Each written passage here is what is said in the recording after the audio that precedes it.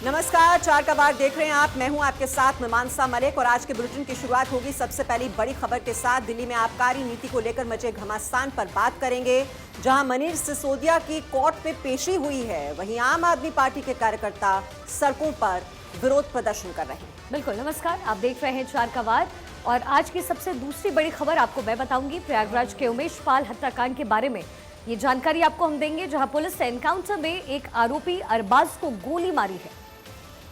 और तीसरी बड़ी खबर मैं आपको बताऊंगी कर्नाटक के प्रधानमंत्री मोदी के दौरे को लेकर, जहां पर प्रधानमंत्री ने शिवमोगा को एयरपोर्ट की सौगात दी। इस खबर को लेकर आपको दूंगी विस्तार से जानकारी, लेकिन अगली बड़ी खबर का रुख करेंगे जो आपको बताएंगी अमृता। नमस्कार, चार के बार में मैं हूं अमृता गर्ग आपके साथ और मेघालय और नागालैंड की बात करेंगे, विधानसभा चुनावों की बात करेंगे, जहां वोटिंग तो खत्म हो चुकी है और जमकर यहां पर किस तरह से वोट बरसे हैं ये आपको बताएंगे।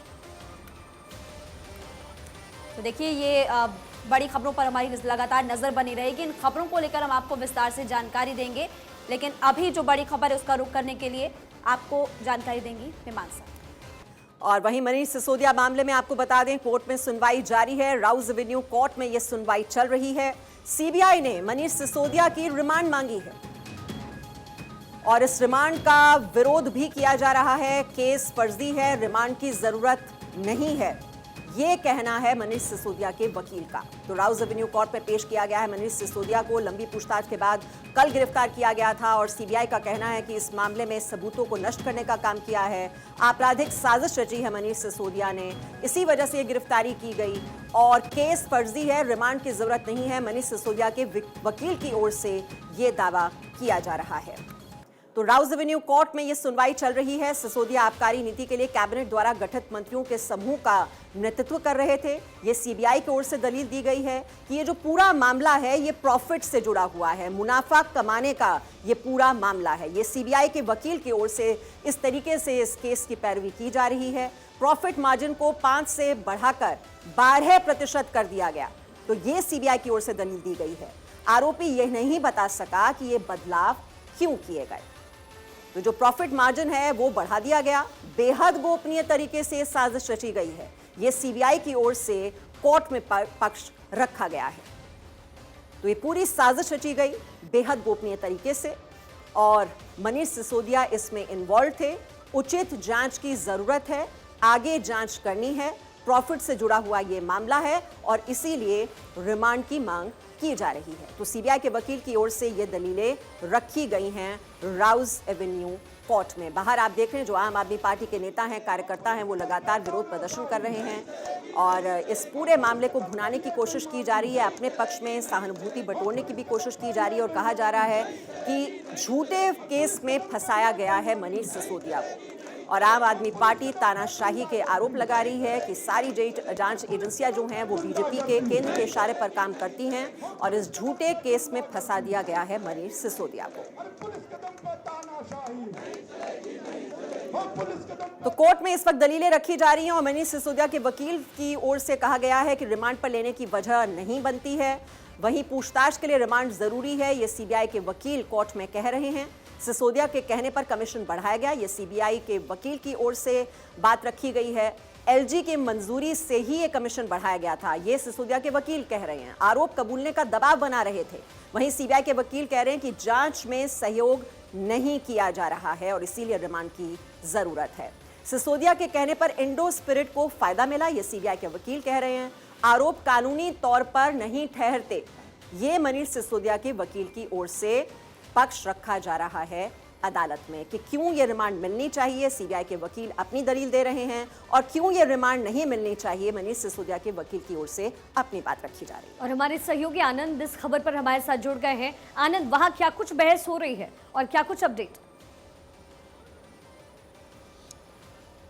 जी, जैसे कि मीमांसा ने बताया, लगातार आम आदमी पार्टी नेता या कहें दिल्ली के उप मुख्यमंत्री मनीष सिसोदिया के वकील और सीबीआई के वकील दोनों आमने सामने हैं। और अगर बात करें आम आदमी पार्टी के वकील या कहें मनीष सिसोदिया के वकील, लगातार इस चीज़ का विरोध कर रहे हैं कि दिल्ली पुलिस ने उनसे 5 दिन की रिमांड मांगी है। तो उनका साफ कहना है कि ये पूरी साजिश के तहत केस दर्ज किया गया है और कोई बेसिस नहीं है कि जिससे मनीष सिसोदिया को 5 दिन के रिमांड की बात की जाए। लेकिन अगर बात करें सीबीआई के वकील की, सीबीआई वकील का साफ कहना है कि Manish Sisodia council of minister के एचओडी थे, मतलब हेड थे। तो ज़्यादातर जो भी चेंजेस नोटिस लाए गए हैं, मनीष सिसोदिया के कहने पे लाए हैं, और मनीष सिसोदिया लगातार जो कि सीबीआई की जांच कर रही है उसमें सहयोग नहीं कर रहे थे, जिसके चलते उनको गिरफ्तार किया गया और अब सीबीआई उस पर रिमांड मांग रही है। तो आप समझ सकते हैं कि कई गंभीर सवाल लगातार सीबीआई मनीष सिसोदिया पे भी उठा रही है, लेकिन लगातार दोनों वकील आमने सामने हैं। बहुत बहुत शुक्रिया आपका इस तमाम जानकारी के लिए। मैं आपके पास वापस आऊंगी और इसी बीच प्रयागराज से बड़ा अपडेट। प्रयागराज हत्याकांड आरोपियों से मुठभेड़, एनकाउंटर में एक बदमाश अरबाज ढेर हुआ है। एनकाउंटर में अरबाज को गोली लगी थी और एनकाउंटर में एक पुलिसकर्मी के घायल होने की सूचना भी मिल रही है। अरबाज की मौत की एडीजी ने पुष्टि भी अब कर दी। अतीक के बेटे असद का ड्राइवर है अरबाज, जिसे गोली लगी और अब उसकी मौत हो गई है। एडीजी की तरफ से इसकी पुष्टि की गई। अरबाज ही हमले में उसकी मौत हुई है। उमेश पाल हत्याकांड में पुलिस को ये बड़ी कामयाबी हाथ लगी। घायल पुलिसकर्मी एसआरएन अस्पताल में हालांकि भर्ती करवाया गया। उमेश पाल हत्याकांड से जुड़ी हुई ये बड़ी जानकारी हम आपको दे रहे हैं। आरोपियों से मुठभेड़ के बीच ये बड़ी जानकारी मिल रही है। अरबाज की मौत हो गई है, उसे ही गोली लगी थी। अरबाज ही हमले में क्रेटा कार उस वक्त चला रहा था। उमेश पाल हत्याकांड में पुलिस को बड़ी कामयाबी हाथ लगी। हालांकि एक पुलिसकर्मी भी घायल हुआ है, जिसका इलाज फिलहाल करवाया जा रहा है। तस्वीरें आपके सामने। एसआरएन अस्पताल में फिलहाल उस पुलिसकर्मी को भर्ती करवाया गया, जिसकी इस वक्त इलाज जिसका किया जा रहा है।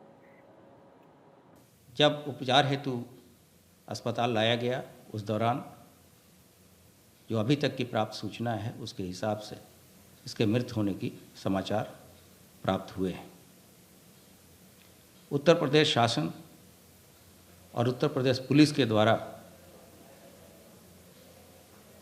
सभी ऐसे पेशेवर, माफिया एवं गैंगस्टर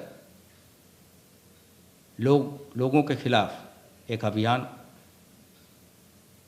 छेड़ा गया है और ऐसे शातिर और पेशेवर व्यक्तियों को संरक्षण देने वालों के विरुद्ध भी धारा 120B के तहत कार्रवाई की जाएगी। आज में एनकाउंटर हुआ है। उमेश पाल हत्याकांड में पुलिस को मुखबिर से सूचना मिली थी कि यहां पर एक अपराधी मौजूद है। अरबाज नाम के अपराधी के साथ पुलिस की मुठभेड़ हुई है। मुठभेड़ के बाद अरबाज की मौत हो गई है। इसके साथ ही एसआरएन में उसको लाया गया है। एसआरएन में एक घायल को भी लाया गया है। बताया जा रहा है कि जो घायल है वो पुलिसकर्मी है, उसका भी उपचार चल रहा है, लेकिन अरबाज की मौत हो चुकी है। उसे एसआरएन मोर्चरी में ले जाया गया है, जहां उसका पोस्टमार्टम किया जाएगा। उमेश पाल हत्याकांड के बाद यह पहला एनकाउंटर संगम नगरी प्रयागराज में हुआ है। आलोक मालवी, प्रयागराज।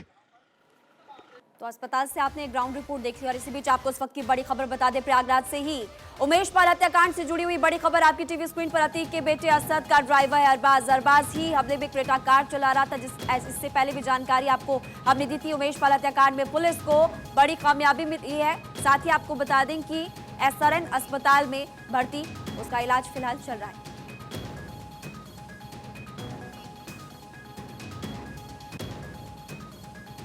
प्रयागराज से बड़ी खबर इस वक्त की आपको बता दें कि एक बदमाश ढेर हो गया। उधर एक पुलिसकर्मी भी घायल बताया जा रहा है, जिसका इलाज फिलहाल अस्पताल में चल रहा है।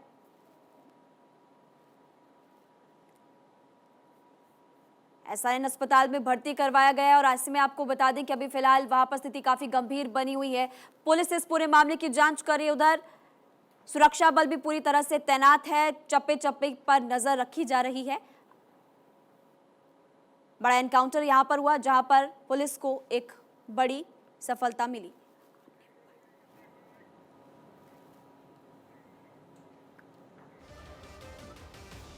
वक्त है भारत 24 देखिए और क्विज कॉन्टेस्ट में लीजिए हिस्सा के विजेता के नाम की घोषणा का।